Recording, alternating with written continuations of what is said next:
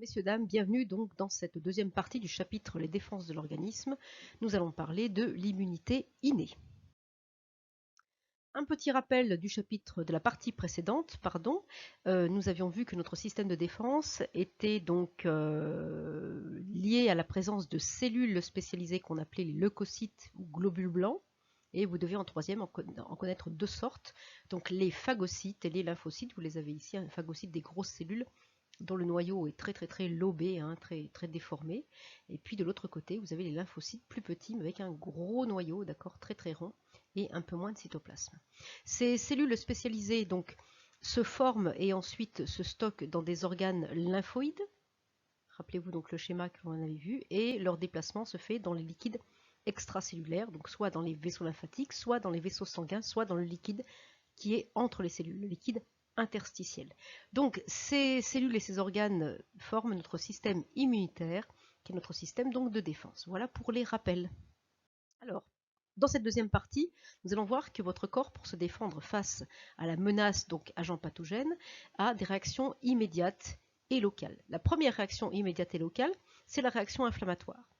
Pour l'observer, vous l'avez tous déjà observé, il faut vous rappeler de ce que vous remarquez lorsque vous vous blessez. Imaginez ici que vous ayez une plaie, donc une écharde, donc une épine de rosier, d'accord, a pénétré la barrière de la peau, et donc vous avez une petite piqûre. Au bout d'un certain temps, certaines plaies peuvent se cicatriser, d'accord, mais elles vont devenir, regardez bien ici, on dit qu'elles sont inflammées, elles vont devenir rouges, enflées, douloureuses et lancinantes au bout de quelques jours. Alors, à quoi sont dus ces symptômes? Eh bien, on va faire donc une coupe de la peau blessée par l'épine pour se rendre compte de l'origine de ces symptômes. Alors, vous avez ici une coupe très simplifiée. N'oubliez pas que l'épiderme et le derme sont faits aussi de cellules.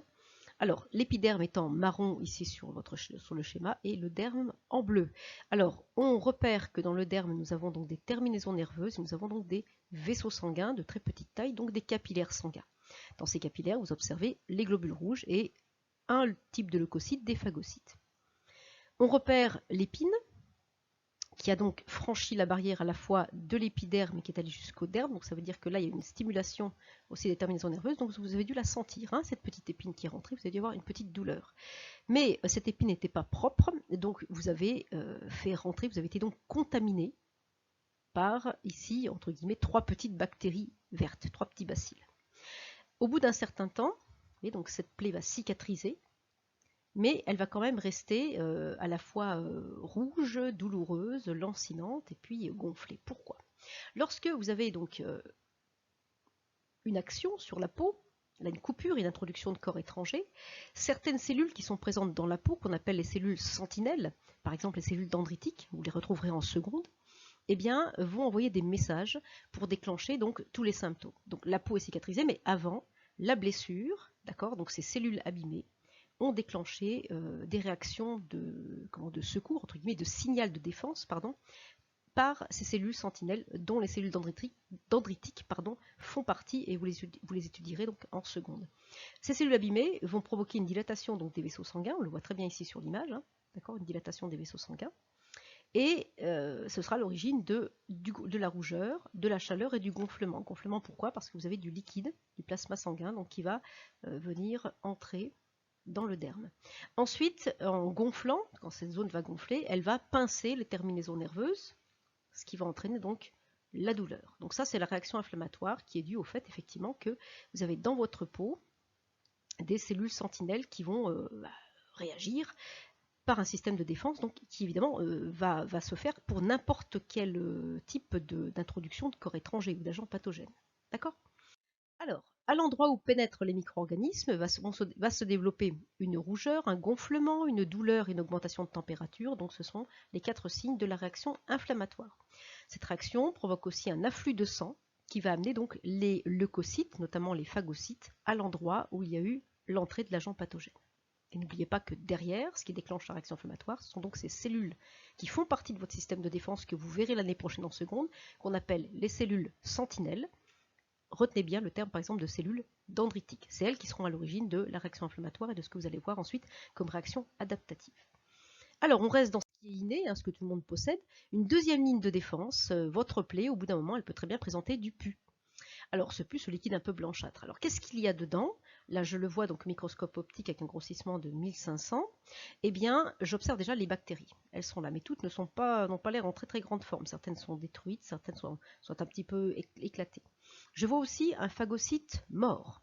Vous l'avez ici, on le voit, d'accord? Celui-là est mort. Qu'est-ce que je vois? Je vois deux phagocytes en parfait état donc, de fonctionnement, avec leur noyau très lobé violet foncé, mais je remarque que dans un phagocyte, il y a une petite vésicule ici, avec des bactéries dedans. Là, je vois un phagocyte dont je dessine le contour, qui a ici une petite vésicule digestive, d'accord, là aussi, mais qui visiblement aussi est en train de rejeter des déchets. On le voit là, tous ces petits déchets. D'accord? Eh bien, c'est le rôle de ces phagocytes. Si les micro-organismes se multiplient trop, on a donc cette petite ligne de défense particulière. Ils ont été attirés en fait par les éléments de la réaction inflammatoire. Alors, le pu est dû à quoi? On retourne dans notre schéma en coupe de la peau blessée. On retrouve donc cette réaction inflammatoire ici dans ce schéma. Rappelez-vous donc la contamination. Et ensuite, cette réaction inflammatoire. Là, mes microbes ont été enfermés parce que la peau a cicatrisé. Donc il faut bien que le corps réagisse. N'oubliez pas que la réaction inflammatoire a été déclenchée par mes cellules sentinelles, qui ont renseigné le corps sur le fait qu'il y avait là peut-être aussi l'introduction de corps étrangers. Donc il y a une réaction du vaisseau sanguin, une réaction aussi des terminaisons nerveuses.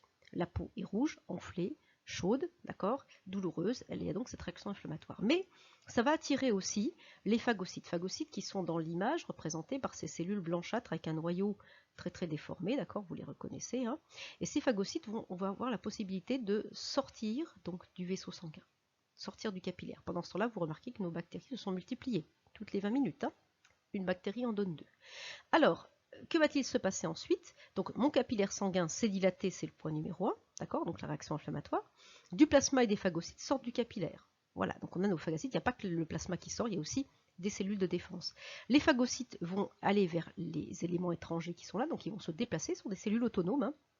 N'oubliez pas que les cellules donc, vont aussi communiquer, ces cellules sentinelles qui ont renseigné le corps sur le fait qu'il y avait eu une lésion et l'introduction de corps étrangers, elles vont aussi renseigner les phagocytes qui eux-mêmes vont aussi renseigner d'autres cellules, etc. La communication chimique sur ce thème-là, vous la verrez l'année prochaine en seconde. Ensuite, les phagocytes capturent et éliminent les bactéries. Ce processus s'appelle la phagocytose. Et vous l'avez ici donc dans l'image. Donc c'est une image un peu accélérée, on voit un phagocyte donc, qui avale toute une colonie de bactéries.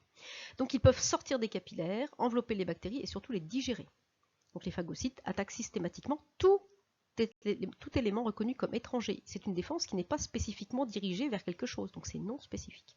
Regardez donc les 3 étapes simples pour la troisième. Hein. Le phagocyte s'accole à la bactérie et l'absorbe. Ensuite, vous avez des petites vésicules digestives ici en rouge qui vont venir s'accoler à la vésicule dans laquelle on trouve eh bien, la bactérie. Cette bactérie va être évidemment digérée par ces substances digestives. Et ensuite, vous avez l'expulsion des déchets par le phagocyte. Donc ce sont les 3 étapes, ou 4 étapes, si on sépare l'accollement et l'absorption, de la phagocytose. Alors, on résume, la réaction inflammatoire et la phagocytose forment donc une série de réactions rapides, locales et non spécifiques à la pénétration d'un agent pathogène. Cette première ligne de défense, c'est ce qu'on appelle notre immunité innée. Tout le monde la possède, hein, d'accord? Donc ici, la contamination, franchissement de la barrière naturelle. Ici, la plaie qui est inflammée, et puis la formation de pus. Donc une plaie infectée, ça veut dire qu'il y a une grosse phagocytose et que c'est un petit peu la guerre. Hein. Alors, là, vous avez donc un film, un petit extrait vidéo, où on voit un phagocyte qui poursuit une bactérie, donc, dont on reconnaît bien les cellules donc, du sang qui sont à côté, les hématies, et vous le voyez en train de courir après une bactérie jusqu'à ce qu'il arrive à son but. Voilà, il a englobé la bactérie. Cette vidéo, évidemment, est accélérée. Très bien, bah écoutez, j'espère que vous avez bien compris donc, cette première partie sur l'immunité innée. On verra la prochaine fois donc, une vidéo sur l'immunité adaptative, c'est-à-dire comment le corps peut-il se défendre lorsque, évidemment, cette immunité non spécifique, ces défenses non spécifiques ne sont plus suffisantes et que les bactéries se multiplient en grande quantité. Je vous remercie beaucoup, à bientôt.